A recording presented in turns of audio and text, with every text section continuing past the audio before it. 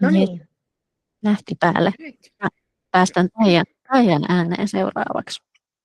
Jes, hei kaikille tervetuloa tähän webinaariin ja ihan mahtavaa, kun olette tullut tänne paikan päälle.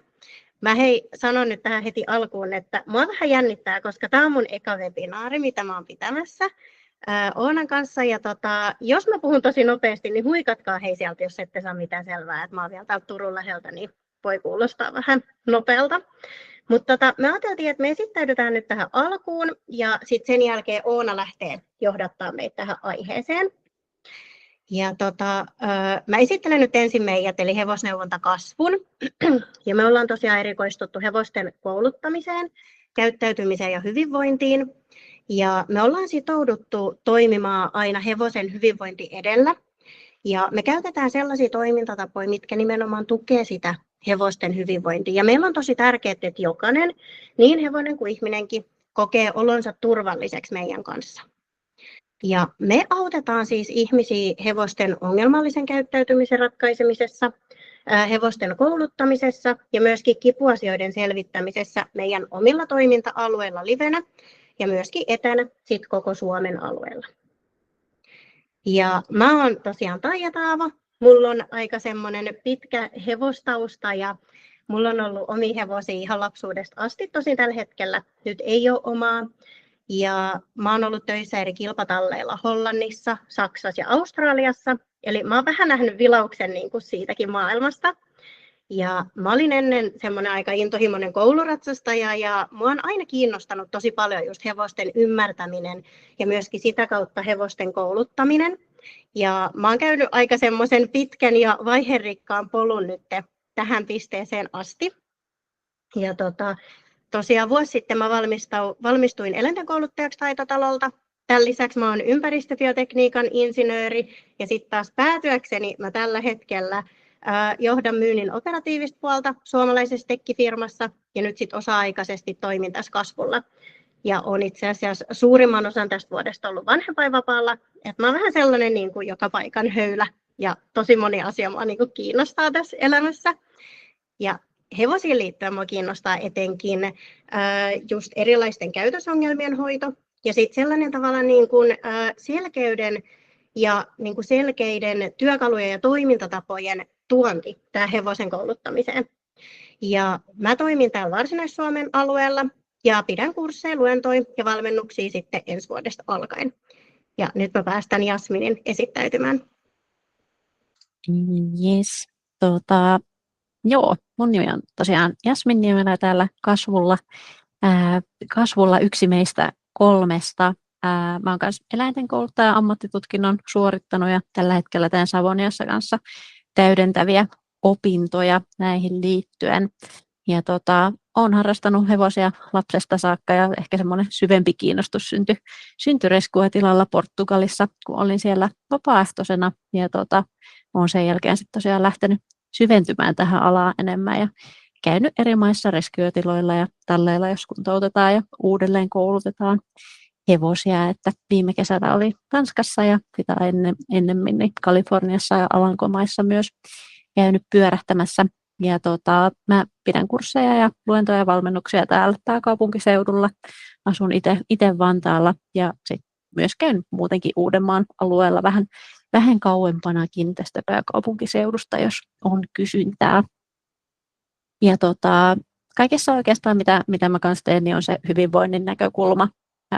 On se sitten koulutusta tai mitä ikinä. Ja viime aikoina kiinnostanut erityisesti ehkä toi kivun tunnistaminen ja paikantaminen, että jos todetaan, että hevonen vaikuttaa kipeältä, niin mistä ehkä kannattaisi lähteä tutkimaan. Ja toisaalta minua kiinnostaa myös, että miten me voitaisiin syventää yhteistyötä eläinlääkärien kanssa. Niin siinä lyhyesti mun esittely ja päästetään sitten Oona vielä seuraavaksi esittäytymään ennen kuin mennään itse aiheeseen. Hyvä, kiitos Jasmin. Mä oon tosiaan Oona Pikkarainen. Mullakin on semmoinen aika vaiherikas polku ollut tavallaan sieltä lapsesta, kun on aloittanut hevosharrastuksen, niin tähän päivään, että tekee töitä sitten hevosten kanssa, että siihen on mahtunut paljon kaikenlaista siihen matkaan. Mutta Mä oon toiminut tällä hetkellä yrittäjänä tällä alalla nyt kohta vajaan 10 vuotta ja pääasiassa mä työskentelen tällä hetkellä yksityisten hevosen omistajien kanssa käytösneuvonnan ja sitten koulutusneuvonnan parissa. Eli käytösneuvonnassa mä autan ratkomaan hevosella ilmenevää ongelmallista käyttäytymistä sekä hoitamaan sitten erilaisia hyvinvoinnin ongelmia. Ja koulutusneuvonnassa sitten taas harjoitellaan rakentamaan semmoista niin kuin kahdensuuntaista vuorovaikutusta sen hevosen kanssa, jotta se yhteinen arki olisi sitten mahdollisimman sujuvaa ja mukavaa. Ja paikan päälle minut saa tulemaan täällä Kuopion alueella, eli mä teen täällä tallikäyntejä. Satunnaisesti teen niitä myös Joensuun-alueella. Ja sitten Jyväskylä on ollut suunnitteilla, mutta sinne asti ei olla vielä päästy. Mutta sitten etänä autan myös paljon kaikenlaisissa erilaisissa tilanteissa. Asiakastöiden lisäksi mä teen töitä paljon oppilaitosten kanssa, eli mä otan eläintenkouluttajaopiskelijoiden näyttöjä vastaan sekä sitten mentoroin paljon eläintenkouluttajaopiskelijoita ja mulla on tosi usein myös viime vuosina oikeastaan koko ajan ollut joku eläintenkouluttajaopiskelija harjoittelussa. Ja Taitotalolla mä sit opetan vielä eläintenkouluttajan ammattitutkinnon opiskelijoita. Mä opetan niille kaikkia asioita, mitkä nyt liittyy hevosiin. Mä oon itse suorittanut eläintenkouluttajan ammattitutkinnon sekä erikoisammattitutkinnon, ja erikoisammattitutkinnossa mä suuntauduin hevosten käytösongelmien hoitoon. Ja se käytösongelmien hoito on jo aika monta vuotta ollut pitkälti tavallaan oikeastaan se, mitä mä teen, että siellä on paljon muutakin, mutta pääasiassa se on ollut kyllä viime vuosina tosi paljon sitä käytösongelmien hoitoa. Näiden tutkintojen lisäksi mä olen suorittanut CVC-istunto-opettajakoulutuksen ja sitten itsenäisesti on tullut opiskeltua vähän kaikenlaista hevosiin liittyvää sekä suomalaisten että sitten ulkomaisten ammattilaisten opissa. Hyvä, sitten me päästään itse aiheeseen. Huikatkaa sitten Taija ja Jasmin mulle, että kun mä jaan tämän esityksen, niin se varmasti näkyy.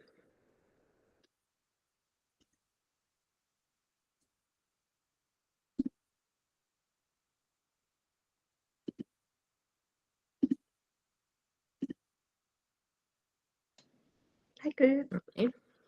Näkyy hyvin. Joo, näkyy. Yes. No, lähdetään käymään tämän illan aihetta läpi. Nyt kun meillä oli aiheena tosiaan tämä hevosen käyttäytyminen kertoo meille kaiken, eli miten me voidaan oppia tunnistamaan sitä, että voiko se hevonen hyvin, niin silloin kun me halutaan tietää tai oppia tietämään, että miltä se hyvinvoiva hevonen näyttää, niin meidän täytyy tietenkin ihan ekana oppia ymmärtämään, että mitä se kokonaisvaltainen hyvinvointi pohjimmiltaan tarkoittaa, koska se saattaa ehkä vähän tarkoittaa eri ihmisille aina vähän eri asiaa. Hyvinvointi sanana on mun mielestä ehkä vähän semmoinen puhkikulutettu tietyllä tavalla, koska sitä käytetään niin paljon erilaisissa yhteyksissä ja ihmisillä on aina vähän just erilaisia mielikuvia tai määritelmiä sille, että mitä se hyvinvointi tarkoittaa. Eli sitä sanasta on tullut ehkä vähän semmoinen, että tavallaan se ei tarkoita mitään, koska se tarkoittaa niin montaa eri asiaa, riippuen aina just vähän siitä, että keneltä kysytään. Ja tämä on ehkä tehnyt sen, että monesti me saatetaan ymmärtää tosi hyvin joku semmoinen yksittäinen osa siitä hyvinvoinnista, mutta meiltä puuttuu semmoinen niin kuin kokonaisvaltainen ymmärrys siitä, että mitä sillä hyvinvoinnilla oikeasti tarkoitetaan. Eikä tätä tietysti helpota yhtään se, että laajeneehan tavallaan se semmoinen hyvinvoinnin virallinenkin määritelmä ihan koko ajan sitä mukaan, kun me ymmärretään koko ajan paremmin ja paremmin, että miten valtava kokonaisuus se on. Mutta hyvinvoinnista on kaikista tärkeintä ymmärtää se, että se hyvinvointi on pohjimmiltaan tunnekokemus. Se on myönteinen tunnekokemus, eli kokemus siitä, että tuntuu hyvältä omassa kehossa ja ympäristössä. Eli hyvinvoinnilla ja tietysti myös pahoinvoinnillakin tarkoitetaan siis yksilön omaa, sen hetken kokemusta omasta olotilasta ja ympäristöstä. Ja tosi usein se hyvinvoinnin tunnekokemuksellisuus oivalletaan silloin, kun me annetaan sille hyvinvoinnille sanana se vastapari, eli pahoinvointi. Kun pahoinvointikin sanana on jo heti semmoinen, että me ymmärretään heti, että se tarkoittaa sitä, että tuntuu pahalta tai on jotenkin ikävä olotila, niin ihan samalla tavalla se hyvinvointikin on joku tunne. Se on tunne siitä, että tuntuu hyvältä. Eli silloin kun me tarkastellaan sitä hyvinvoinnin tilaa tai sitä hevosen hyvinvoinnin kokemusta, niin meidän tulisi tarkastella nimenomaan sitä hevosen omaa kokemusta siinä sen omassa kehossa ja ympäristössä, missä se elää. Ja pohtia, että miten erilaiset asiat siellä hevosen kehossa ja ympäristössä vois vaikuttaa siihen hyvinvoimisen tunteeseen. Eli että heikentääkö ne asiat siellä ympäristössä ja kehossa sitä hyvinvoinnin tunnetta tai kokemusta, vai lisääkö ne sitten sitä. Meillä ehkä monesti saattaa olla vähän semmoinen ajatus siitä, että se hyvinvointi on vaikka sitä, että sen hevosen karva kiiltää. Ja joo, se on niin kuin tavallaan osa sitä hyvinvointia, mutta se ei ole tavallaan se ainut semmoinen niin kuin mittari, millä me voitaisiin mitata sitä, että voiko se hevonen hyvin. Eli kun se hyvinvointi on se tunnekokemus, niin se tarkoittaa myös sitä, että silloin sitä hyvinvoinnin tilaa mitataan eniten aina sen käyttäytymisen kautta. No mistä se hyvinvoinnin kokemus sitten tarkemmin ottaen rakentuu? Ennen on ajateltu, että esimerkiksi kärsimyksen, kivun ja pelon poissaolo riittäisi siihen, että eläin voisi voida hyvin, mutta nykyään me tiedetään jo, että kielteisten tunteiden poissaolon lisäksi eläimen pitää kokea paljon myönteisiä tunteita ja mieluisia asioita, ja eläimellä pitää olla mahdollisuus vaikuttaa omaan olotilaan ja ympäristöön.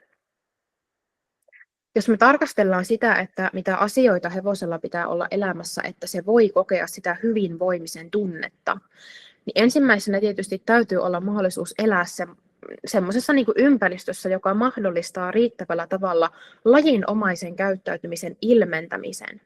Eli tietysti mitä enemmän hevonen voi ilmentää hevoselle lajina ominaista käyttäytymistä siellä ympäristössä, missä se elää, ja toteuttaa niitä hevoselle tärkeitä käyttäytymistarpeita, niin sen paremmin se hevonen todennäköisesti voi. Sitten tietysti täytyy olla mahdollisuus olla kivuton, terve ja toimintakykyinen suurimman osan ajasta. Kipu on sellainen asia, että se kuuluu väkisin elämään ja se on ihan normaali osa elämää, mutta silti meidän ihmisten vastuulla on pitää huoli siitä, että jos hevosella on kipua, niin sitä kipua pyritään hoitamaan mahdollisimman hyvin ja nopeasti. Sekä sitten meidän pitää myös pohtia sitä, että jos hevosella on vaikka pitkittynyttä kipua, niin milloin se epämukavuuden tai kivun kokemus on sellainen, että se heikentää liikaa sitä hevosen hyvinvoinnin kokemusta. Ja milloin se hevonen pystyy elämään vielä ihan hyvää elämää ja arvokasta elämää sen kivun kanssa. Eli se kipu on niin kuin väkisin normaali osa sitä elämää, mutta meidän tehtävä on vaan pohtia, että milloin sitä on liikaa ja milloin sitä on tavallaan sen verran, että se hevosen elämä voi olla vielä ihan hyvää elämää. No sitten täytyy olla mahdollisuus kokea pääasiassa niitä myönteisiä tunteita ja mieluisia kokemuksia. Taas totta kai elämään kuuluu se, että välillä koetaan myös kielteisiä tunteita ja kokemuksia, mutta se myönteisten ja kielteisten kokemusten keskinäinen suhde on se, millä on eniten merkitystä. Ja yleisesti taidetaan olla jo aika yhtä mieltä siitä, että elämä on elämisen arvosta silloin, kun myönteisten ja kielteisten kokemusten se keskinäinen suhde on reippaasti plussan puolella. Eli hevonen kokee elämässään merkittävästi enemmän niitä myönteisiä tunteita ja kokemuksia kuin kielteisiä tunteita ja kokemuksia. Ja tämä voi olla, tai ainakin itse koen niin, että välillä voi olla vaikeaa pohtia tavallaan sitä, että kuinka, tai niin kuin miten mä sanoisin sen, kokeeko se hevonen riittävästi elämässään niitä myönteisiä ja mieluisia kokemuksia, että se eläminen on elämisen arvosta.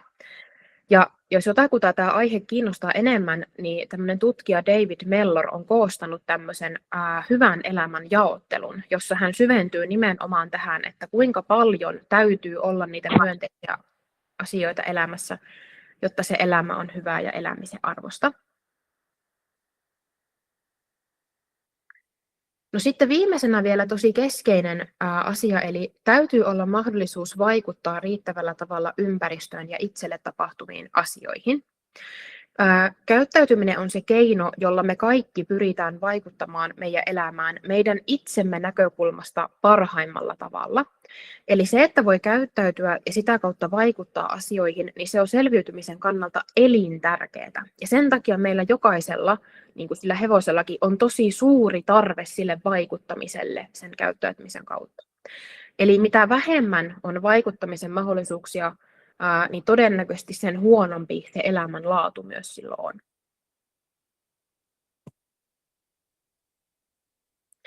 No jotta voi tietää, voiko hevonen hyvin, niin toiseksi täytyy tietää sitten tietenkin, että minkälainen eläin se hevonen on.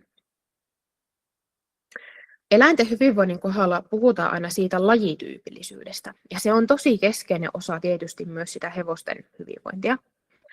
Lajityypillisyydestä on hyvä ymmärtää se, että jokaisella eläinlajilla on samat perustarpeet. Eli kaikki eläimet hankkii ravintoa jollakin tavalla, kaikki liikkuu jollakin tavalla, kaikki eläimet lepää ja nukkuu jollakin tavalla. Kaikilla on jonkinlaiset sosiaaliset suhteet ja kaikki lisääntyy jollakin tavalla. Mutta nyt se kaikista tärkein juttu on ymmärtää, että miten juuri hevonen lajina ilmentää näitä erilaisia perustarpeita. Eli meidän on hirveän vaikea arvioida, että voiko hevonen hyvin, jos me ei tiedetä, että miten hevonen lajina normaalisti käyttäytyy. Eli on tosi tärkeää perehtyä siihen. Eri eläinlajeilla on sellaiset niin kuin omat tietyn tyyppiset ominaisuudet, jotka määrittelee aika merkittävälläkin tavalla sitä, että miten kukin eläinlaji ilmentää niitä perustarpeita. Ja hevosella tällaisia määritteleviä tekijöitä on nyt se, että hevonen on ensinnäkin sosiaalinen laumaeläin, se on kasvinsyöjä ja laiduntaja, ja sitten se on saaliseläin. Muitakin asioita, tai on paljon muitakin asioita, jotka vaikuttaa siihen, että miten hevonen niitä perustarpeita ilmentää, mutta tässä on kuitenkin nämä ehkä keskeisimmät.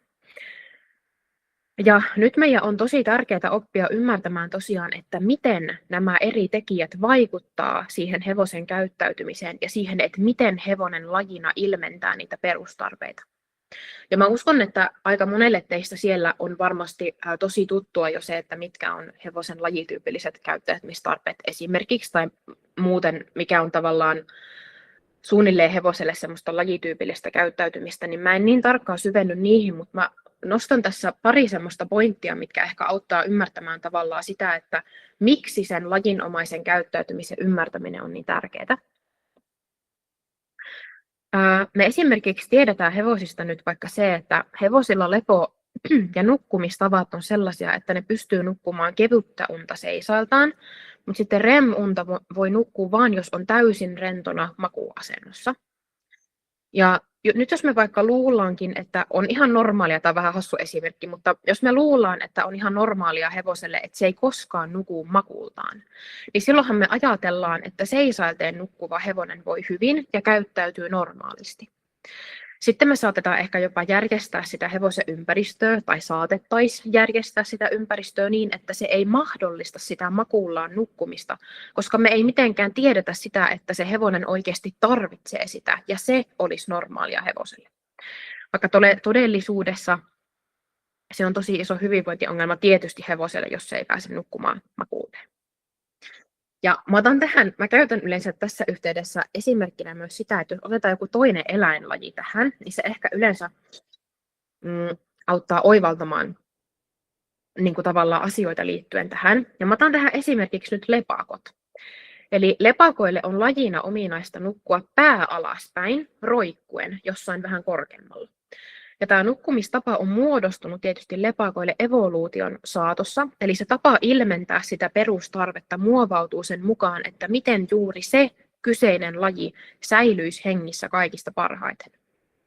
Ja nyt jos meillä sattuisi olemaan vaikka lepakoita lemmikkeinä, eikä me tiedettäisi, että niiden kuuluu nukkua pää alaspäin roikkuen, niin mehän saatettaisiin taas järjestää niille semmoinen elinympäristö, joka ei edes mahdollista sitä pää alaspäin roikkumista.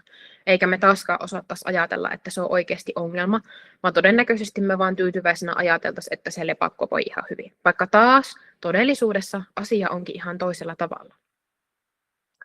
Eli jotta me voidaan luotettavasti osata tunnistaa hevonen, joka voi hyvin ja käyttäytyy normaalisti, niin meidän on pakko ymmärtää, että mikä on hevoselle lajina normaalia käyttäytymistä ja miten se hevonen niitä perustarpeita ilmentää.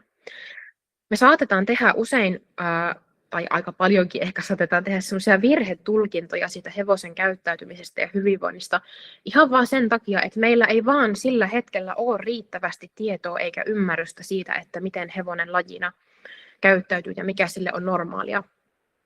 Ja tämä saattaa johtaa siihen, että me ei tunnisteta sitä, että voiko se hevonen hyvin vai ei. Tai me saatetaan ajatella, tai me ollaan vaikka opittu, että joku semmoinen käyttäytyminen, mikä oikeastaan kertookin vaikka hevosten kohdalla jostakin pahoinvoinnin kokemuksesta, niin me ajatellaan, että se kertookin siitä, että se hevonen voi hyvin, koska niin me ollaan opittu. Eli tavallaan ehkä semmoinen yksi iso haaste siinä eläimen hyvinvoinnin niin kuin tunnistamisessa on se, että perustuuko se meidän tekemä johtopäätös siihen, tai tavallaan perustuuko se niin kuin semmoiseen niin kuin tosiasioihin ja faktoihin, vai perustuuko se johonkin semmoiseen, mikä me ollaan vaikka kulttuurin kautta opittu. Ja mehän ei itse tiedetä aina sitä, tai ei voidakaan tietää, että mihinkä se meidän tieto tavallaan perustuu. Eli sen takia on kauhean tärkeää, tai olisi kauhean tärkeää opetella niin kuin ymmärtämään sitä, että meillä on tässä tämänlainen eläinlaji. Ja se eläinlaji käyttäytyy tällä ja tällä ja tällä ja tällä tavalla, koska silloin me voidaan kaikista tavallaan todenmukaisimmin arvioida sitä, että voiko se hevonen hyvin vai ei. Eli kun me tehdään kaikki tietysti niin kuin ratkaisut ja päätökset koskien niitä meidän hevosia sen perusteella, mitä me itse ajatellaan siitä hevosesta ja sen käyttäytymisestä, niin mitä paremmin me tiedetään, että mikä hevoselle lajina on sitä normaalia käyttäytymistä, niin sen todenmukaisemmin me voidaan tunnistaa sitä hevosesta niitä hyvinvoinnista kertovia merkkejä.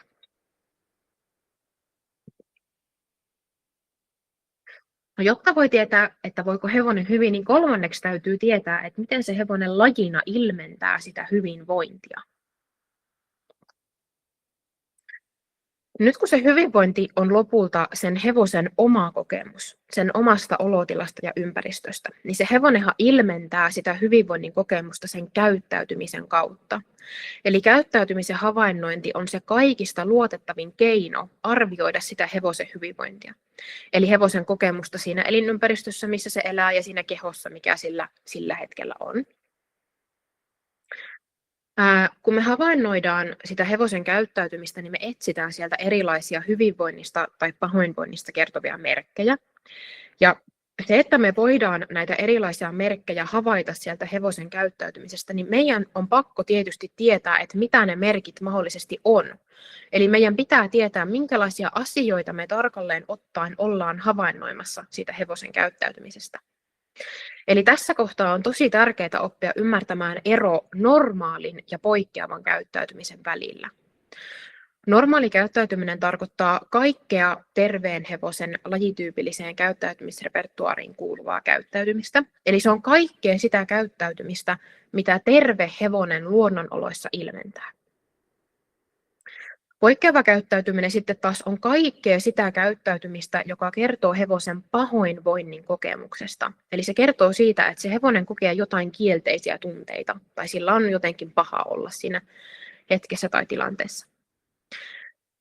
Esimerkiksi kaikki terveen hevosen lajityypilliseen käyttäytymisrepertuaariin kuulumattomat käyttäytymiset luokitellaan poikkeavaksi käyttäytymiseksi. Eli vaikka niin kuin kaikki kivun tunteen estämiseen tai lievittämiseen pyrkivä käyttäytyminen on poikkeavaa käyttäytymistä, koska eihän terve hevonen tietenkään ilmennä kipua, koska sillä ei ole sitä kipua. Joskus myös normaali käyttäytyminen voidaan luokitella poikkeavaksi silloin, jos hevonen ilmentää sitä yli- tai alimitoitetusti. Hevosten käyttäytymistä, kun on tutkittu luonnonoloissa, niin me ollaan saatu aika hyvä käsitys siitä, että kuinka paljon aikaa hevoset käyttää normaalisti minkäkin asian tekemiseen, vaikka vuorokaudessa. Eli me tiedetään, mikä on suunnilleen semmoinen hevosten normaali aikabudjetti. Me esimerkiksi tiedetään, että hevoset käyttää normaalisti lepäämiseen ja nukkumiseen noin 5-7 tuntia aikaa vuorokaudessa. Mutta nyt jos me huomataankin, että joku hevonen käyttääkin semmoisen niin kuin passiiviseen seisoskeluun ja lepäämiseen vaikka 18 tuntia vuorokaudessa, niin silloin se lasketaan poikkeavaksi käyttäytymiseksi, koska se hevonen ilmentää sitä normaalia lepokäyttäytymistä, mutta vaan niin kuin aivan ylimitoitetusti. Ja ehkä tarkennuksena vielä tässä vaiheessa, että poikkeava käyttäytyminen kertoo meille vasta tavallaan sen pahoinvoinnin kokemuksen, mutta se ei välttämättä kerro vielä heti sitä, että miksi se hevonen kokee sitä pahoinvointia. Eli se on sitten myös tärkeä selvittää ja siellä voi niin kuin taustalla vaikuttaa tosi moni eri asia. Sitten poikkeavaksi käyttäytymiseksi lasketaan myös sellainen, jos hevonen ilmentää normaalia käyttäytymistä epänormaalissa tilanteessa. Esimerkiksi tämmöisiä voisi olla jotkut tämmöiset sijaistoiminnot. Eli mä oon itse jonkun verran nähnyt tällaisia tilanteita, missä hevonen imee omaa kieltä vähän samantyyppisesti kuin miten varsa imee emän nisää. Eli se imeminen itsessään on tavallaan niin kuin hevoselle ja no ehkä erityisesti sille varsalle täysin normaalia käyttäytymistä. Mutta sitten kun sitä imemistä ilmentää aikuinen hevonen ja se imeminen kohdistuu siihen omaan kieleen, niin silloin se luokitellaan taas poikkeavaksi käyttäytymiseksi, koska se hevonen ilmentää sitä normaalia käyttäytymistä epänormaalissa tilanteessa. Sitten vielä erityisen poikkeavaa on aina se, jos hevonen ilmentää jotain hevoselle lajina täysin epätyypillistä käyttäytymistä. Eli käyttäytymistä, mitä hevonen ei ikinä ilmennä luonnonoloissa. Ja tällaisia on esimerkiksi erilaiset stereotyyppiset käyttäytymismallit, esimerkiksi vaikka imppaaminen tai kutominen tai joku tämmöinen kehänkävely.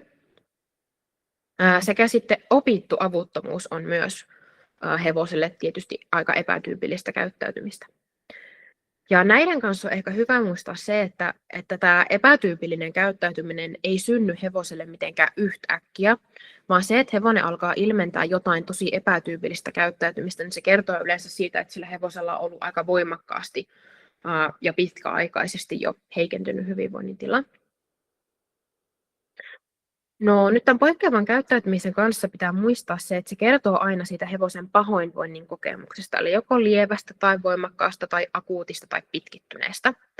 Ja silloin kun me arvioidaan sitä hevosen hyvinvointia, niin me halutaan havainnoida tietenkin sitä, että kuinka paljon se hevonen ilmentää sitä hevoselle normaalia hyvinvoinnista kertovaa käyttäytymistä. Ja onko siellä nähtävillä jotain pahoinvoinnista kertovaa, eli jotain poikkeavaa käyttäytymistä. Ja se, että mistä se pahoinvointi kumpuaa, niin siihen voi tosiaan olla tosi monia eri syitä. Eikä se poikkeava käyttäytyminen automaattisesti tarkoita esimerkiksi sitä, että se hevonen olisi vaikka tosi kipeä, vaan se pahoinvoinnin kokemus ja sitä kautta se poikkeava käyttäytyminen voi tosiaan johtua niin kuin lukemattomista erilaisista asioista. No, tässä on nyt tämmöinen lyhyt lista erilaisista hyvinvoinnista kertovista merkeistä, joita siitä hevosen käyttäytymisestä voi havainnoida.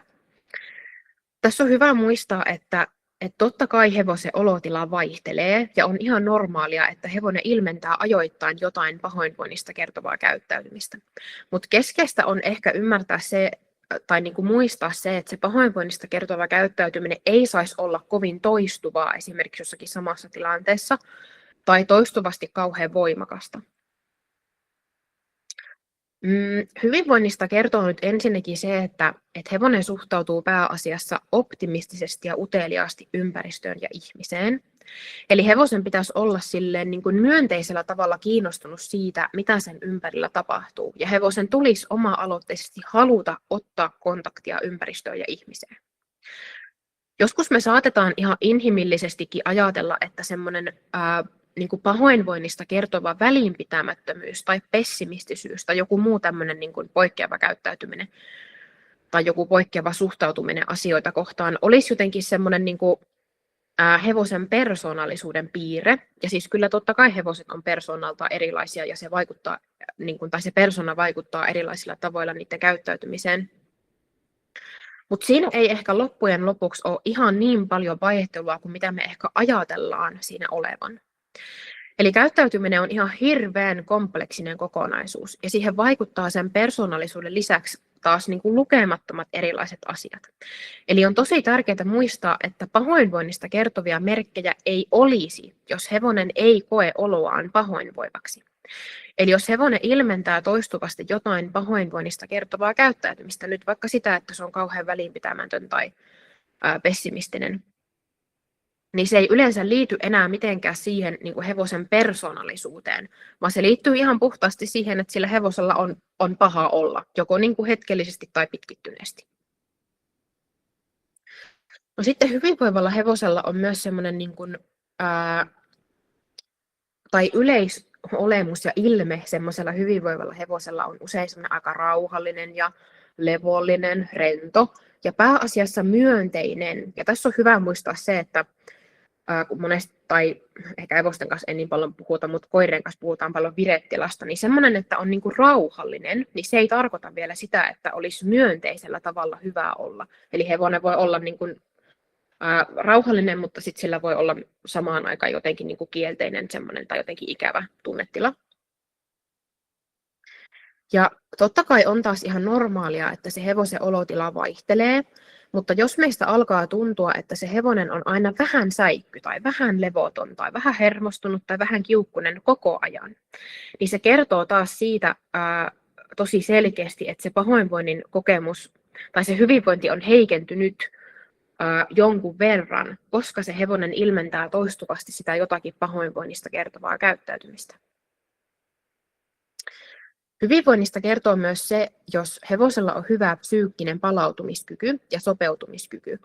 Eli hevonen pystyy helposti palautumaan tilanteesta, jossa stressitasot on akuutisti noussut, sekä hevonen pystyy helposti sopeutumaan erityyppisiin niin kuin muuttuviin tai yllättäviin tilanteisiin, mitä elämässä tulee vastaan. Ja mitä parempi se psyykkinen palautumiskyky on, niin sen paremmin se hevonen myös tavallaan niin kuin palautuu sellaisista tilanteista, joissa se hyvinvoinnin kokemus on hetkellisesti heikentynyt. Ja vastaavasti, mitä huonompi se psyykkinen palautumiskyky on, niin sen huonommin se hevonen palautuu tai hitaammin palautuu niistä tilanteista, joissa se hyvinvoinnin kokemus on jollakin tavalla heikentynyt. Hyvinvoinnin merkki on myös se, jos hevosella on hyvä keskittymiskyky, oppimiskyky ja muistaminen. Esimerkiksi nyt vaikka kipu on sellainen asia, joka heikentää aina sitä hevosen toimintakykyä jollakin tavalla. Ja hevonen saaliseläimenä kyllä tiedostaa sen. Eli uhkan välttäminen tai pakeneminen voi olla vaikeampaa, jos kokee, ettei pääse sen kivun takia vaikka yhtä nopeasti pyrähtämään jonnekin pakoon kuin mitä aikaisemmin on päässyt. Ja tästä saattaa seurata sellainen, että hevosella on tosi paljon suurempi tarve esimerkiksi tarkkailla ympäristöä ja niitä mahdollisia vaaroja ja uhkia siellä, koska se toimintakyky on sen kivun takia heikentynyt. Eli sen hevosen voi olla tosi vaikea keskittyä esimerkiksi vaikka siihen, mitä ihminen pyytää jossakin kentällä tai missä tahansa ulkona ollaan tai tallissa tai jossakin, koska se kaikki kapasiteetti, mitä sillä hevosella on, niin se riittää ainoastaan vaan sen ympäristön tarkkailuun. Ja se tavallaan niin kuin, se on sen hevosen prioriteetti numero 1, koska hengissä selviytyminen on se prioriteetti numero 1. Oppimiskyky ja muistaminen taas on sellaisia, että niihinkin esimerkiksi kipu tai muut tämmöiset niin kuin voimakkaat kuormitustekijät tai stressitilat voi vaikuttaa heikentävästi. Eli joskus mulle saatetaan kuvailla jotakin hevosta sellaisena, että tuntuu, että sille hevoselle pitää joka päivä opettaa vaikka samat asiat uudelleen tai joku sama asia niin kuin tehdä uudelleen. Tai se hevonen säikähtää vaikka joka päivä samaa asiaa, vaikka joka päivä on käyty katsomassa, että no ei se juttu siellä ympäristössä ollut yhtään pelottava. Niin nämä on myös sellaisia asioita, jotka kertoo siitä hevosen pahoinvoinnin kokemuksesta. Eli jossain vaiheessa se on tavallaan niin voimakas tai pitkittynyt, että se alkaa häiritä sitä oppimista ja muistamista. Eli hyvinvoinnista kertoo se, että hevonen oppii helposti, se pystyy keskittymään hyvin ja se muistaa hyvin niitä asioita, mitä me ollaan sille hevoselle opetettu. Hyvinvoivalla hevosella on myös yleisesti semmoinen aika niin kuin tasainen olotila, eli siellä ei pitäisi olla mitään semmoista niin kuin voimakasta vaihtelua. Pientä vaihtelua toki on aina, se kuuluu elämään, mutta jos se on vaikka sellaista, että toisena päivänä hevosella on jotenkin merkittävästi enemmän vaikka aggressiivista käyttäytymistä ihmistä kohtaan kuin toisena päivänä, niin se kertoo yleensä taas siitä, että siellä on joku niin kuin pahoinvoinnin kokemus sillä hevosella. Tai toisena päivänä se hevonen on vaikka liikkumishaluton ja toisena päivänä se liikkuu ihan mielellään. Niin nämä on niin kuin tavallaan jo semmoisia niin kuin sen verran radikaaleja muutoksia siinä käyttäytymisessä, että silloin voidaan tehdä se jonkunnäköinen johtopäätös siitä, että siellä on sitä pahoinvointia. Esimerkiksi taas kipu on sellainen asia, mikä saattaa vaikuttaa tosi paljon siihen hevosen käyttäytymiseen niin, että se käyttäytyminen, siinä on tosi paljon vaihtelua, koska se kivun kokemus voi olla sellainen, että toisena päivänä sattuu tosi paljon enemmän ja toisena päivänä vähemmän, ja sehän vaikuttaa suoraan siihen, että miten se hevonen käyttäytyy. Sitten vielä hyvinvoinnista kertoo tietysti se, että sillä hevosella on mahdollisimman laaja käyttäytymisrepertuaari. Eli tällä tarkoitetaan sitä, että hevonen ilmentää mahdollisimman paljon nyt sitä hevoselle lajina ominaista normaalia käyttäytymistä. Esimerkiksi nyt vaikka taas vuorokauden aikana tai viikon aikana tai jollakin sopivalla aikavälillä. Eli tavallaan mitä lähemmäksi me päästään sitä hevosten luonnollista aikabudjettia, niin sen parempi. Mutta tästä ei kenenkään kannata ottaa nyt semmoista niin kuin liikaa stressiä itselleen, koska me ei mitenkään voida ihmisten oloissa järjestää hevosille sellaisia elinolosuhteita, jotka vastaisi täydellisesti sitä hevoselle luontaista elinympäristöä. Eli tärkeämpää on niin kuin tavallaan pyrkiä siihen, että me semmoisilla niin kuin pienillä teoilla voitaisiin tarjota sille hevoselle säännöllisesti niitä mahdollisuuksia ilmentää mahdollisimman laajasti sitä hevoselle normaalia käyttäytymistä. No, hyvinvoiva hevonen ei tietenkään ilmennä toistuvasti voimakasta poikkeavaa käyttäytymistä, eli esimerkiksi vaikka toistuvaa voimakasta kipuun viittaavaa käyttäytymistä. Hyvinvoiva hevonen ei myöskään ilmennä voimakkaasti yli- tai alimitoitettua normaalia käyttäytymistä. Tässä kohtaa minun on pakko sanoa tämä, että esim. Aggressiivisuus hevosilla on sellainen asia, että luonnonoloissa voimakasta aggressiivisuutta esiintyy hevosilla oikeastaan vain lisääntymiskaudella, sekä jossakin semmoisessa tilanteessa, jossa pakeneminen ei ole enää mahdollista, eli hevosen on pakko puolustautua.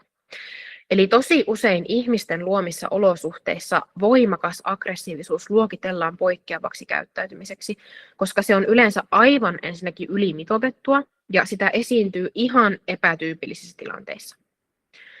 Ja voimakas aggressiivisuus on sellainen vielä, että se kertoo myös yleensä tosi voimakkaasta pahoinvoinnin kokemuksesta, koska aggressiivisuus on hevosille usein vähän sellainen niin kuin viimesijainen keino pyrkiä vaikuttamaan johonkin asiaan, jos mikään muu keino ennen sitä ei ole auttanut. Eli siihen aggressiivisuuteen turvaudutaan usein vasta sitten, kun on ihan pakko, koska on myös hevoselle hirveän suuri riski käyttäytyä aggressiivisesti. Eli sen takia se ei ole tavallaan se semmoinen ensisijainen keino yrittää vaikuttaa asioihin. Hyvinvoiva hevonen ei myöskään ilmennä mitään hevoselle epätyypillistä käyttäytymistä, eli esimerkiksi niitä stereotypioita tai opittua avuttomuutta. Stereotypiat on vähän sellaisia, että hevonen voi nykypäivänä voida jo tosi hyvin, mutta se saattaa siltikin ilmentää jotakin stereotyyppistä käyttäytymistä, eli joskus saattaa olla sellaisia tilanteita, että stereotypia on tavallaan sellainen selviytymiskeino, mikä jollain tasolla tuottaa niin kuin mielihyvää sille hevoselle, niin vaikka olosuhteet olisi muuttunut tosi huonosta paljon parempaan, niin välttämättä se stereotyyppinen käyttäytyminen ei tavallaan jää sieltä pois. Mutta kyllä se silti aina jollakin tavalla hälyttävä asia on, että jos se hevonen ilmentää jotakin stereotyyppistä käyttäytymistä. Eli yhteenvetona meillä on olemassa nyt tämmöiset tietyt raamit sille, että miltä se hyvinvoiva hevonen näyttää ja miten se käyttäytyy. Eli mitä rauhallisempi, levollisempi, rennompi, uteliaampi, optimistisempi, kiinnostuneempi ja sopeutuvaisempi se hevonen on, niin todennäköisesti sen paremmin se hevonen voi. Mutta tässä kannattaa muistaa se, että tätä hyvinvointia ei kannata ajatella semmoisena, että se on tavallaan niin kuin joko tai, että se hevonen joko voi hyvin tai se ei voi hyvin, vaan siinä hyvinvoinnin kokemuksessa on ihan niin kuin valtavasti tavallaan semmoisia eri tasoja. Ja se on myös kauhean yksilöllistä, eli joku hevonen voi joissakin niin kuin olosuhteissa voida tosi hyvin, mutta sitten toinen hevonen voi niissä samoissa olosuhteissa voida tosi huonosti. Ja sitten mun mielestä on hyvä muistaa myös sekin, että nyt jos vaikka huomaa, että sillä omalla hevosella on jotain niin kuin pahoinvoinnista kertovaa käyttäytymistä tai huomaa, että se hevonen ilmentää jotain pahoinvoinnista kertovia merkkejä, niin on tosi hyvä muistaa, että tässä ei ole millään tavalla kyse mistään henkilökohtaisuuksista. Eli kannattaa ehkä välttää lähtemästä semmoiselle niin kuin linjalle, että hirveästi esimerkiksi soimaisi itseään tai ajattelisi olevansa huono hevosen omistaja, koska jos ei vaikka aikaisemmin ole ymmärtänyt, että joku käyttäytyminen kertookin vaikka kivusta ja nyt ymmärtää sen. Eli on hyvä muistaa, että jokainen meistä tavallaan, me ei voida mitään muuta kuin toimia sen tiedon ja taidon pohjalta, mitä meillä sillä hetkellä on.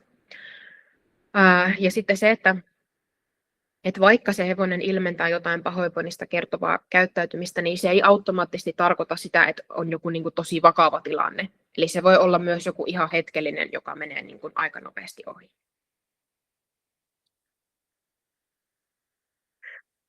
No sitten, jotta voi kehittää hevosen hyvinvointia, niin täytyy sitten tietää, että miten voi omilla teoilla tukea sitä hevosen hyvinvoinnin kokemusta. Ja hyvinvoinnista pitää muistaa se, että se on aina suhteellinen asia.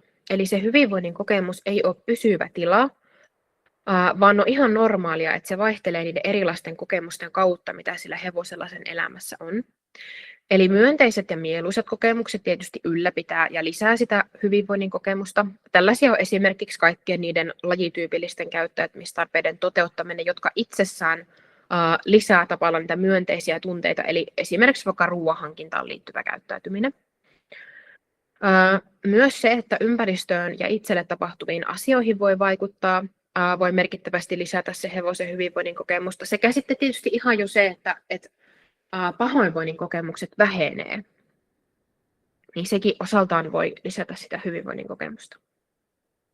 Sitten vastaavasti kielteiset kokemukset heikentää sitä hyvinvoinnin kokemusta, eli esimerkiksi kivun tunne, pelon tunne, hallinnan tunteen menettäminen ja turvallisuuden tunteen menettäminen monesti heikentää joko hetkellisesti tai vähän pidemmällä aikavälillä sitä hevosen hyvinvointia. Ja nyt koska se hyvinvoinnin kokemus on suhteellinen, niin se tarkoittaa myös sitä, että sitä hyvinvointia tarkastellaan aina tilannekohtaisesti, joko lyhyellä tai pitkällä aikavälillä tai mielellään molemmilla. Ja mä yleensä käytän tässä esimerkkinä sitä, että jos hevonen loukkaantuu ja joutuu karsinalepoon, niin me yleensä jotenkin automaattisesti ajatellaan, että se heikentäisi voimakkaasti sen hevosen hyvinvointia, kun se joutuu nyt seisomaan vaikka 4 viikkoa siellä karsinassa yötä päivää. Ja kyllä se jonkun verran totta kai heikentää sitä hevosen hyvinvointia. Mutta me voidaan tehdä ihan hirveästi asioita sen karsinalevon aikana, jotta se hevonen kokisi suhteellisesti voivansa paremmin. Eli me voidaan lisätä sen hevosen hyvinvoinnin kokemusta esimerkiksi vaikka tarjoamalla erilaista tai niin semmoisia aktiviteetteja, jotka tuottaa sitä mielihyvää. Eli esimerkiksi vaikka virikkeet voisi olla tämmöinen asia tai joku tosi hyvin toteutettu positiivisella vahvisteella kouluttaminen voisi olla myös hyvä keino tähän mielihyvän lisäämiseen. Ja tätä kautta se hevonen voi sitten kokea voivansa paremmin suhteessa siihen vallitsevaan tilanteeseen, vaikka se kokonaishyvinvointi olisi ollut korkeammalla tasolla ennen sitä karsinalevoa. Eli se on sille hevoselle kokemuksena aivan eri asia olla siellä karsinalevossa silloin, kun me ei tiedetä tarjota sille hyvinvointia tuottavaa puuhaa, kuin silloin, jos me aktiivisesti mahdollistetaan sille hevoselle jotakin mielekästä tekemistä. Ja moni varmasti tunnistaa se ilmiö, että kun hevonen saa palata karsinalevon jälkeen takaisin vaikka tarhaan, niin se hevonen tuntuu vähän semmoiselle tikittävälle aikapommille, joka räjähtää käsiin minä hetkenä hyvänsä. Ja tämä johtuu usein siitä, että se hevosen suhteellinen hyvinvointi on heikentynyt vähän liikaa sen karsinalevon aikana. Mutta jos me ollaan pidetty huolta siitä hyvinvoinnin kokemuksesta sen karsinalevon läpi, niin se paluu sinne normaalielämään on yleensä tosi paljon helpompaa, koska se hevonen on kokenut voivansa suhteellisesti paremmin, vaikka just se kokonaishyvinvointi olisi ollut korkeammalla tasolla ennen sitä karsinalevoa. Mielihyvän kokemukseen liittyy olennaisena osana se, että se on vain lyhytaikainen. Eli sitä mielihyvää pitää kokea aina uudelleen ja uudelleen. Että sillä on tavallaan jotakin niin kuin arvoa. Eli yhden mielihyvän kokemuksen myönteinen hyvinvointivaikutus ei kestä kovin kauaa, mutta jos niitä koetaan monta peräkkäin, riittävän usein, niin sitten niiden se myönteinen hyvinvointivaikutus alkaa olla jo vähän niin kuin pidempi aikaisempi. Ja tähän liittyy myös sellainen ilmiö, että jostakin asiasta koettu mielihyvä tavallaan heikkenee, mitä useammin sen kokee. Eli esimerkiksi taas vaikka virikkeiden kanssa saattaa käydä niin, että alkuun joku virike on hevosen mielestä tosi kiva ja mielenkiintoinen, mutta sitten kun sen saman virikkeen on saanut tehdä tarpeeksi monta kertaa, niin se ei enää olekaan niin kiva ja mielenkiintoinen, koska se menettää tavallaan semmoista uutuusarvoa. Ja tämä näkyy tosi isosti esimerkiksi hevosten elinympäristössä. Eli esimerkiksi hevosten ulkoilualuetta kannattaa kehittää ja muuttaa jatkuvasti vähän, koska silloin sen ympäristön virikkeellinen arvo säilyy paljon niin kuin paremmin. Se ympäristö pysyy paljon mielenkiintoisempana pidemmän ajan.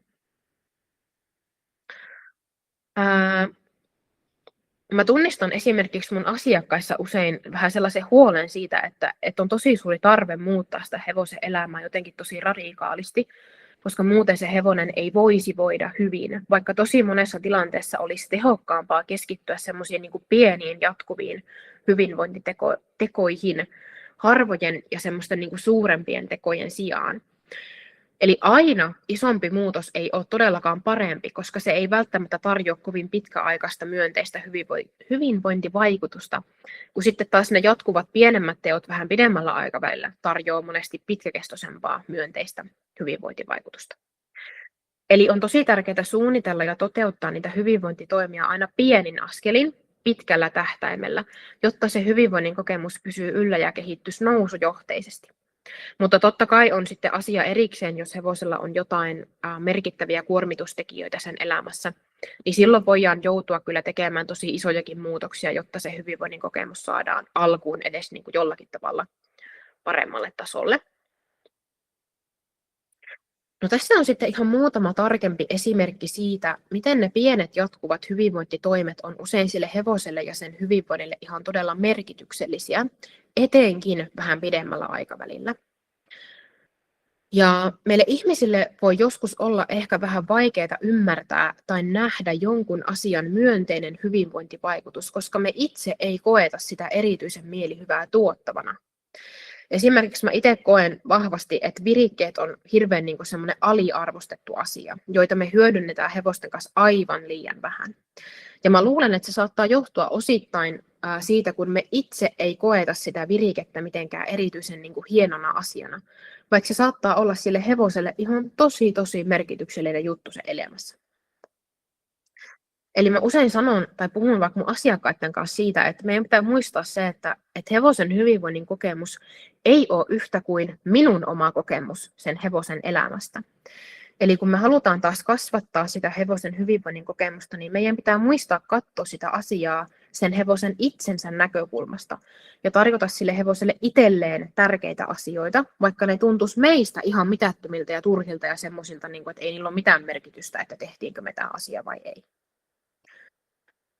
Eli jos me esimerkiksi annetaan hevoselle nyt joku virike, vaikka 1 kerran viikossa, ja sillä hevosella kestää 20 minuuttia tai noin 20 minuuttia puuhata sen virikkeen kanssa, niin me saatetaan taas ehkä nopeasti ajatella, että no ei sillä varmaan ole mitään vaikutusta niin kuin siihen hevosen hyvinvointiin, vaikka se nyt saa sen, tai että saako se sen 1 virikkeen viikossa vai ei, vaikka taas oikeasti sillä 1 virikkeenkin saamisella voi olla tosi myönteinen vaikutus sen hevosen elämään, etenkin jos se toistuu.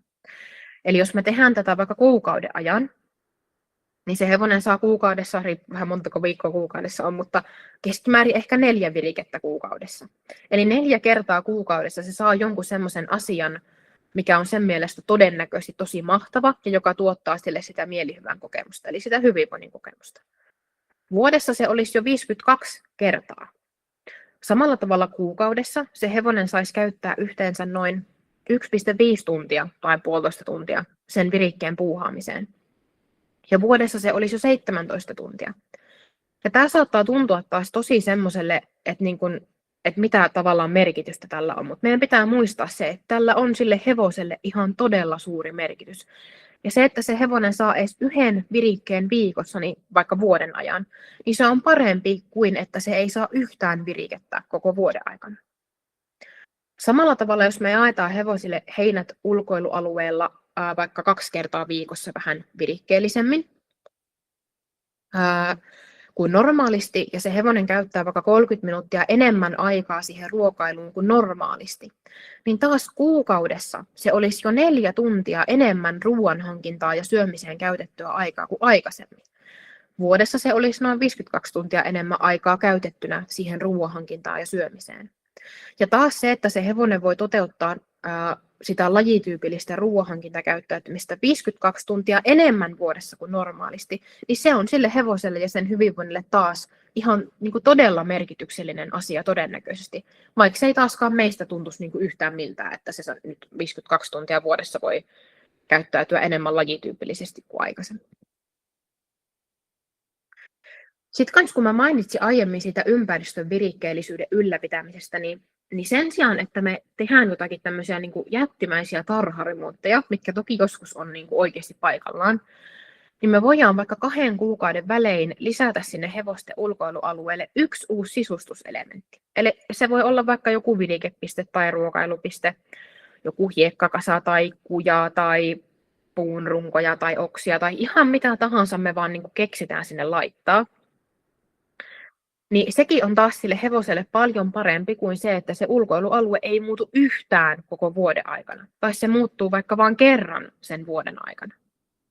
Eli taas se tavallaan se hyvinvointivaikutus on paljon pidempiaikaisempi, kun se joku hyvinvointia tuottava asia toistetaan monta kertaa, kuin että se tehdään vain kerran ja sitten sen jälkeen ei tehdä enää ollenkaan. Eli on tosi tärkeää ymmärtää, tai on tosi tärkeää, että me ymmärretään se, että niistä pienistä puroista kasvaa ne isot joet. Eli ne pienet jatkuvat teot sen hevosen hyvinvoinnin kehittämiseksi on tosi arvokkaita ja tärkeitä sille hevoselle itselleen. Ja siksi me halutaan tehdä niitä. Ja usein tosi pienilläkin resursseilla voi saada jo ihan tosi paljon kaikkea hyvää aikaan. Eli tämä ei ole aina sellainen juttu, että me tarvitaan älyttömästi rahaa tai aikaa siihen, että me voidaan mahdollistaa sille hevoselle sitä hyvinvointia. Vaan just pienilläkin resursseilla voi saada jo tosi paljon hyvää aikaiseksi. Mutta silti mä haluan sanoa kyllä sen, että aina tietysti tilanne ei ole tämä. Eli sitten on myös niitä tilanteita, että meillä tarvii oikeasti olla niitä resursseja, vaikka rahaa, että me voidaan viedä se hevonen eläinlääkärille, jos se pitää tutkia siellä tosi kattavasti. Eli välillä tarvitaan niitä resursseja paljon siihen, että tavallaan se hevonen saadaan kuntoon ja se hyvinvointi saadaan riittävälle tasolle. Mutta sitten samalla mä haluan muistuttaa ja rohkaista ajattelemaan myös sitä, että niillä pienillä teoilla, jotka ei esimerkiksi maksa meille mitään, tai joilla ei meille ole mitään merkitystä, niin niillä on todennäköisesti sille hevoselle ihan tosi suuri merkitys. No sitten palataan vielä tämän koko luennon tai tämän webinaarin ytimeen, eli siihen, että se hevosen käyttäytyminen kertoo meille kaiken tarvittavan siitä hevosen hyvinvoinnin kokemuksesta. Eli sitä meidän pitäisi muistaa aina aktiivisesti havainnoida. Hyvinvoinnin kehittämisessä yksi tärkeimmistä asioista on se, että me muistetaan havainnoida sitä hevosen käyttäytymistä ja siinä tapahtuvia muutoksia, jotta me voidaan luotettavasti sanoa, että lisäsikö vai heikensikö joku asia sitä hevosen hyvinvoinnin kokemusta. Ehkä eniten mennään metsään usein silloin, jos me oletetaan hevosen voivan hyvin, tai me oletetaan, että nyt kun me tehdään joku asia tai muutos sen hevosen elämään, niin se automaattisesti lisäisi sitä hevosen hyvinvointia, vaikka näinhän se ei missään tapauksessa aina tosielämässä ole. Eli me tehdään kaikista eniten hyvää sille hevoselle silloin, kun me muistetaan havainnoida sitä hevosen käyttäytymistä erilaisissa tilanteissa. Ja sen perusteella me tehdään niitä johtopäätöksiä siitä, että mikä se hyvinvoinnin kokemus on sillä hetkellä, sillä hevosella, ja mitä me voidaan yrittää tehdä, jotta se hevonen ilmentäisi enemmän sitä hyvinvoinnista kertovaa normaalia käyttäytymistä. Ja se, että me voidaan tätä tehdä, niin meidän on pakko tietää, että millainen käyttäytyminen kertoo siitä hyvinvoinnin kokemuksesta ja mikä pahoinvoinnin kokemuksesta. Eli vaan silloin me voidaan oikeasti tietää ja tunnistaa, että miten se hyvinvoiva hevonen käyttäytyy.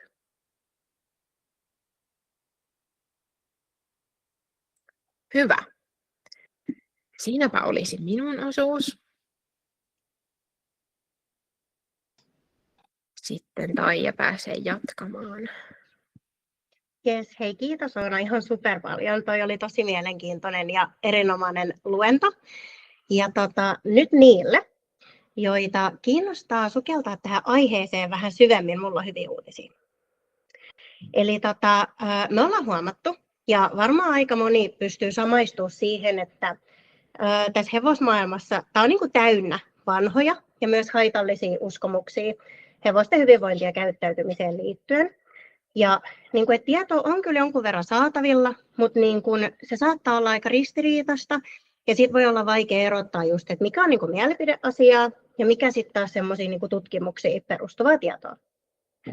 Ja suurin osa ihmisistä myös tietää, että on olemassa niin kuin tutkimuksia just hevosten kouluttamiseen, hyvinvointiin ja käyttäytymiseen liittyen, mutta ei kyllä monellakaan ole oikeasti niin kuin resursseja mennä itse niin kuin lukemaan näitä tutkimuksia, tekemään niistä tiivistelmiä itselleen ja sitten vielä soveltaa niitä käytäntöjä. Et ei ainakaan itsellä ihan suoraan sanottuna ainakaan niin kuin isoa massaa. Ja sitten tosiaan lisäksi moni on varmasti ollut sellaisessa tilanteessa, missä mä ainakin olen itse ollut useastikin, että saa niin kuin muilta hevosihmisiltä sellaisia neuvoja, joita ei välttämättä halua noudattaa, tai tietää niin kuin jo, että ne on aika vanhentuneita. Kuten, että sun pitää näyttää silleen, että sä oot pomo, tai laitat se hevosen vaan kuriin, tai et kouluta sitä paremmin. Ja tuntuu, että usein niin kuin nimenomaan syyllistetään siitä hevosen käyttäytymisestä sitä ihmisten niin kuin koulutustaitoja, vaikka koulutuksella ei välttämättä ole niin kuin mitään tekemistä sen tilanteen kanssa. Ja mitä Oonakin toi esiin, niin sillä hevosen hyvinvoinnin tilalla on ihan valtava vaikutus siihen se käyttäytymiseen. Ja sitten kun me lähdetään katsoa niitä juurisyitä ja vaikutetaan niihin, niin sitten me voidaan saada aikaan niitä pysyviä muutoksia sen hevosen käyttäytymiseen jopa ihan ilman kouluttamista. Ja nyt mä oon aika innoissaan, mutta näiden haasteiden pohjalta, mihin me ollaan myös itse törmätty, niin me haluttiin auttaa. Ja me koottiin tällainen sähköinen opas hevosen hyvinvoinnin arviointiin, mihin me ollaan koottu kaikki tarvittava tieto hevosen hyvinvoinnista ja hyvinvoinnin arvioinnista.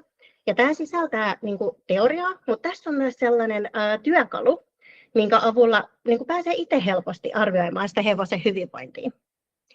Ja nyt vaikka ei olisi sitä omaa hevosta, niin silloin kun sä osaat tunnistaa siitä hevosen käyttäytymisestä niitä pahoinvoinnista ja hyvinvoinnista kertovia merkkejä, niin silloin voi toimia sen hevosen kanssa paljon selkeämmin. Ja sitten myöskin niin kun luottaa siihen, että osaa itse arvioida sitä hevosen tilaa ja käyttäytymistä, eikä tarvitse luottaa kenenkään muun mielipiteeseen.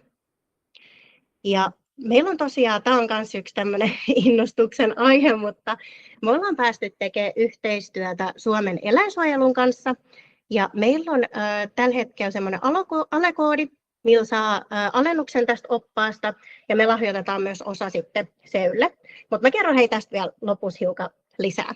Mutta mä näytän teille nytten, että miltä tämä opas näyttää. Ja tosiaan pistäkää muistiin, että jos teillä tulee kysymyksiä tähän liittyen, niin kirjoittakaa sinne chattiin, niin voitte kysellä sitten lopuksi lisää. Hyvä, mutta näkyykö tämä kaikille? Mulla ainakin näkyy. Hyvä homma. Jes, eli hypätään, mä nyt aika nopeasti tämän selailen, mutta katsotaan nyt, pysähdytään hetkeksi tähän sisällysluetteloon. Eli tässä on nyt tämä niin teoriaosuus jakautuu kahteen isompaan kokonaisuuteen, että ensimmäisessä käydään läpi vielä tarkemmin sitä hyvinvoinnin määritelmää, ja just niin kuin mitä tuossakin puhuttiin niistä hevosen, niin kuin, millainen eläinhevonen on ja mitä tarpeita sillä on ja mikä kaikki siihen hevosen hyvinvoinnin kokemukseen vaikuttaa. No sitten meillä on toinen kokonaisuus, missä käydään läpi sitä hyvinvoinnin mittaamista ja arviointia. Ja tässä sukelletaan tarkemmin just siihen käyttäytymiseen ja katsotaan myöskin, että millä eri mittareilla me voidaan niin kuin mahdollisimman luotettavasti arvioida sitä hevosen hyvinvoinnin tilaa. Ja sitten mä näytän teille vielä tämän työkalun tähän hevosen hyvinvoinnin arviointiin. Ja lopuksi meillä on vielä semmoinen työkalu, että pääsee koostamaan nuo havainnot. Ja tästä nyt tosiaan selaan tätä ensimmäistä teoriaosaa, eli tässä käydään läpi sitä hyvinvointia, hevosta eläimenä, mitä tarpeisilla muun muassa on, mikä siihen hevosen hyvinvoinnin kokemukseen vaikuttaa ja niin edelleen. Sitten meillä on tämä hyvinvoinnin mittaaminen ja arviointi. Ja tässä nyt perehdytään siihen käyttäytymiseen. Eli tässä on nyt esimerkiksi esitettynä eleitä, mitä hevonen voi niin kuin ihan ilmentää niin kuin eleiden tasolla. Ja sitten täällä on myös vielä tästä käyttäytymisestä, että mitä Oona kävi tuossa jo, että hyvinvoinnista kertovia merkkejä. Sitten meillä on näistä pahoinvoinnista kertovia merkkejä. Käydään läpi välttelykäyttäytymistä, konfliktikäyttäytymistä, puolustuskäyttäytymistä, epänormaalia käyttäytymistä. Ja sitten meillä oli tämä mittariosuus. Eli nyt tässäkin työkalussa on otettu huomioon näitä resurssiperäisiä mittareita ja sitten myös eläinperäisiä mittareita. Eli eläinperäiset mittarit on just sitä käyttäytymisen arviointia käytännössä. Ja nyt päästään tähän työkaluun. Eli tässä on nyt 7 eri osa-aluetta, mitä tässä hevosen elämästä arvioidaan, eli hevosen terveydentila, elinolosuhteet ja elinympäristö, ruokinta, liikunta, uni ja lepo, sosiaaliset suhteet lajitovereiden kanssa ja sitten lopuksi vielä käsittely, kouluttaminen ja arjen tilanteet. Ja tässä on nyt vielä ohje tämän työkalun käyttöön. Ja sitten näissä on niin kuin jokaisessa osa-alueessa on ensin näitä hyvinvoinnista kertovia merkkejä, lista niistä, jonka jälkeen me päästään tällaiseen, niin kuin näistä joka osa-alueesta on tämmöiset tarkastuslistat, joissa sitten havainnoidaan niitä pahoinvoinnista kertovia merkkejä tai sitten etsitään sellaisia asioita, jotka potentiaalisesti voisi sitä pahoinvointia aiheuttaa.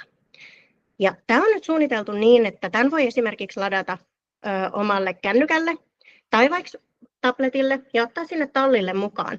Ja näihin voi klikkailla suoraan, että jos on löytynyt, havainnoinut näistä jotain, niin ei tarvitse mihinkään paperille kirjoitella tai tulostaa.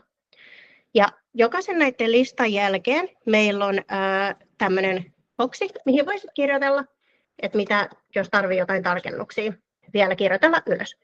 Ja näitä on nyt sitten, me laitettiin näitä nyt jokaisen tällaisen yhden osa-alueen jälkeen, ettei tarvitse sitten selailla niin kuin edestakaisin. Ja tästäkin nyt nähdään, että tässä on niin kuin terveyden tilaosiossa on aika paljon kaikennäköistä. Ja tässä on esimerkiksi lihaksiston kuntoa, pääsee arvioimaan. Tässä on ohjeet ja sitten vielä on lihavuuskunto, mitä kohtia hevosesta arvioidaan ja niin edelleen. Ja saadaan sitten se lihavuuskuntoluokkakin täältä esille. Sitten meillä on elinolosuhteet ja elinympäristö. Taas tulee hyvinvointia tukevat tekijät, jonka jälkeen on taas sitten erilaisia tarkastuslistoja, että mitä sieltä kannattaa havainnoida ympäristöstä ja käyttäytymisestä. Ruokinta, sama homma. Ja sitten liikunnasta sama juttu. Tässäkin on aika monta näitä tarkastuslistaa, että missä eri tilanteissa hevosta pääsee, sen käyttäytymistä pääsee arvioimaan. Ja tuossa esimerkiksi pystyy vähän niin kuin katsoa, että löytyykö sieltä jotain niin kuin kipuun viittaavaa käyttäytymistä esimerkiksi. Sitten meillä on lepo ja uni. Sama homma. Nyt meni mikki pois, oli se Ronjalla päässyt vahingossa päälle. Ja sitten meillä on sosiaaliset suhteet lajitovereiden kanssa. Käsittely ja arjen tilanteet. Ja tässä on myös erilaisia tilanteita, missä sitä hevosta ja sen käyttäytymistä pääsee arvioimaan. No sitten on tämä koostamistyökalu, eli ettei tarvitse mennä aina etsimään tietystä kohdasta, että mitähän siellä nyt tuli, niin tähän pystyy taas kirjoittamaan suoraan ja koostamaan kaikki ne havainnot sieltä yhteen, niin tästä sä näet niin kuin vähän helpommin sen kokonaisuuden. Ja sitten tänne loppuun me ollaan vielä tehty tämmöistä pari kohtaa, että mihin voi suunnitella, että mitä toimenpiteitä lähtisi vaikka toteuttaa. Ja kuten Oonakin tuossa painotti, niin tosi tärkeää on se, että tekee niin kuin pieniä juttuja. Ja sitten just se, että kun tämä on tosi tarkka tämä lista ja tosi yksityiskohtainen, niin aivan varmasti sieltä löytyy niitä pahoinvoinnista kertovia merkkejä. Mutta just, että kuinka tärkeää on niin kuin meidän oman jaksamisen kannalta se, että huomataan myös kaikki se, mitä siellä on jo hyvin.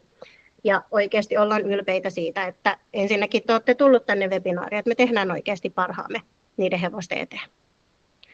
No sitten on tämä lähdehomma. Eli tässä on nyt 6 sivua erilaisia lähteitä.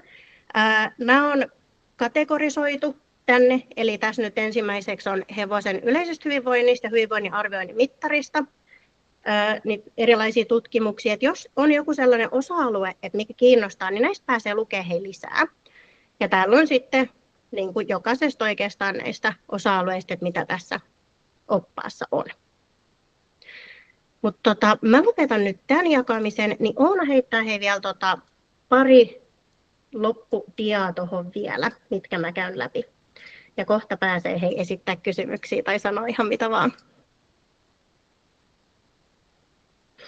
Ja niin kuin itselle, mitä mä mietin, että kun tosiaan vuosi sitten valmistunut eläintenkouluttajaksi, niin jos se nyt olisi tässä kasvun tiimissä, niin tämähän olisi ihan niin kuin supertyökalu myös ihan niin kuin ammattilaiselle.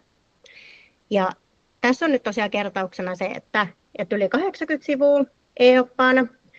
Tässä oli tosiaan sitä teoriaa, arviointityökalu, lähes 30 tarkistuslistaa 7 hyvinvointiin vaikuttavasta osa-alueesta, sitten se työkalu siihen koostamiseen ja toimenpiteiden suunnitteluun ja sitten vielä 6 sivua näitä hyödyllisiä lähteitä.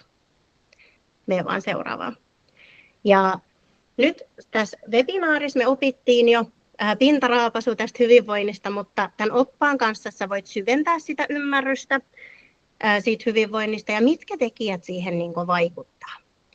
Ja ymmärtämään syvällisesti, että miten se hyvinvointi vaikuttaa sen hevosen käyttäytymiseen ja sitten myöskin arvioimaan sitä hevosen käyttäytymistä ja hyvinvointia kokonaisvaltaisesti. Ja tosiaan vielä, että jos me mietitään, että mitä tämän avulla voi tavallaan saavuttaa, niin ainakin saat varmuutta siihen sen sun hevosystävän hyvinvoinnin kehittämiseen. Ja pääset vaikuttaa se hevosen hyvinvointiin silleen, että arjesta on mahdollista tulla sujuvampaa, turvallisempaa ja selkeämpää, koska kuten tuossa Oona jo kävi läpi, niin sillä hyvinvoinnilla on siihen käyttäytymiseen ihan valtava vaikutus. Niin silloin kun se hevonen voi hyvin, niin usein se käyttäytyminen on joustavampaa ja sitten se on myös ennalta arvattavampaa, jolloin ei tule niin paljon vastaan sellaisia haastavia tilanteita. Ja sitten kun me ymmärretään sitä hevosen käyttäytymistä paremmin, niin silloin on mahdollista myös syventää sitä suhdetta siihen hevosystävään entisestään. Sitten kun me osataan reagoida jo niihin pieniin epämukavuuden merkkeihin tai antaa sille hevoselle jotain miellyttävää tekemistä, niin mä uskoisin, että sillä hevosella olisi entistä miellyttävämpää olla ihmisen kanssa. Ja voidaan kaikki toimia sit muille myös esimerkkinä. Ja hevosala on tulossa, tai on nyt tällä hetkellä aikamoisessa muutoksessa, niin tavallaan toi edelläkävijänä. Että tässä on nyt kuitenkin niin paljon tutkimuksiin perustuvaa sellaista nykyaikaista tietoa, mitä ei ihan hirveän suurella yleisöllä ei ole. Siksi me haluttiin tuoda tämä kaikki yhteen, että tämä on helposti omaksuttavassa muodossa ja kaikkien saatavilla. Ja mikä parasta mun mielestä on, että voi viitata kintaalla noille vanhoille uskomuksille ja niille ei niin avuliaille neuvoille. Ja tosiaan mä mainitsin tästä yhteistyökampanjasta. Eli meillä on nyt alekoodi CEU010 ja tällä saa 5 euron alennuksen siitä oppaasta. Eli se normihinta on 40 € ja nyt sen saa 35. Ja näistä jokaisesta ostosta me lahjoitetaan 5 € Seulle. Ja tämä kampanja on voimassa nyt tammikuun loppuun saakka, mutta mun mielestä tämä on aika hyvä lahjaidea. Niin pidä mielessä, että jos sulla on joku hevosten ystävä siellä, kenellä olet joululahjaa ostamassa, niin tämä voisi olla hyvä idea. Ja lisätietoa tästä löydät meidän nettisivuilta hevosneuvonta.fi. Ja sitten, jos sä haluat vielä tutustua tähän hiukan lisää, niin meidän nettisivuilta pystyy käydä lataamassa sellaisen typistetyn ilmaisversion tästä oppaasta. Ja kun sen lataa, niin liittyy samalla meidän uutiskirjeen tilaajaksi. Ja me pyritään kertoa siellä sellaisia hyödyllisiä vinkkejä ja kertoo uutisista ja tavallaan, että mitä tapahtumia on tulossa, että pääsee sinne tavallaan eturiviin, että kuulee ensimmäisenä kaikista uusista jutuista. Ja usein tässä on nyt se, että ne sähköpostit menee sinne roskapostiin, eli kannattaa se tsekata sitten aika ajoin. Ja listalta tosiaan pääsee poistumaan ihan koska tahansa. Ja hei, me toivotaan nyt, että te saitte tästä selkeyttä tähän hevosten hyvinvointiin liittyen ja lähdette inspiroituneena jatkaa teidän sunnuntai-iltaa. Ja niin kuin me luvattiin, niin me lähetetään teille osallistujille vinkkilista hevosten hyvinvoinnin parantamiseen ja me laitetaan nyt siihen mailiin mukaan myös linkki palautekyselyyn. Ja me oltaisiin ihan superkiitollisia, että jos otatte aikaa ja käytte jättämässä palautetta, otamme sen ilolla vastaan. Ja käykää tosiaan seuraamassa meitä Instagramissa ja Facebookissa. Ollaan myös linkkarissa, siellä vähän hiljaisempi ehkä vielä tällä hetkellä. Ja meiltä tuli itse asiassa tänään meidän podcastin toinen jakso, eli ensisijaisesti Hevonen on meidän podcast, niin käy kuuntelee. Me halutaan siinä tuoda vähän hevosten näkökulmaa esiin tähän maailmaan. Ja nyt hei tähän loppuun me laitetaan tallennus pois. Ja nyt jos teille nousee tai on herännyt mitä tahansa kysymyksiä tai ihan vaan kommentteja, niin antaa palaa. Me mielellään kuullaan, että mitä piditte.